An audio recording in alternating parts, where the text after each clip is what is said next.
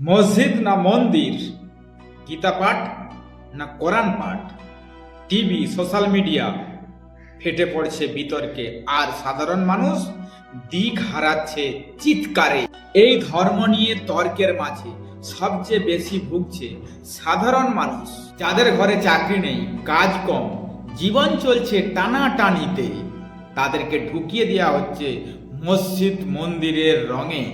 রাজনীতি জানে সাধারণ মানুষের মনে যত কষ্ট, তাদের নিয়ন্ত্রণ করা ততটাই সহজ।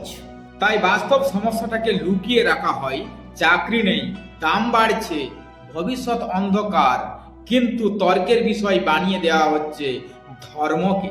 যারা আমাদের সামনে ধর্মের বড় বড় কথা বলে, রাজনীতির কথা বলে, তাদের ছেলেমেয়েরা ওই আলোচনায় নেই।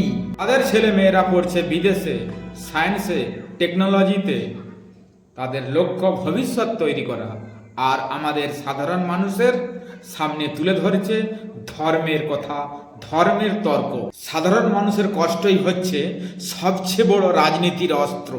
যতক্ষণ মানুষ নিজের সমস্যার কথা ভুলে ধর্ম নিয়ে ব্যস্ত থাকবে, ততক্ষণ কেউ তাদের ভবিষ্যতের কথা ভাববে না। মানুষ ভাবছে সে ধর্ম রক্ষা করছে, কিন্তু বাস্তবে সে নিজের ভবিষ্যৎটাকে নষ্ট করছে। ভিডিওটা আজ এই পর্যন্তই। যদি ভিডিওটা আপনার ভালো লেগে থাকে, চ্যানেলটা সাবস্ক্রাইব করতে ভুলবেন না, পাশে থাকা বেল আইকনটা প্রেস করতে ভুলবেন না।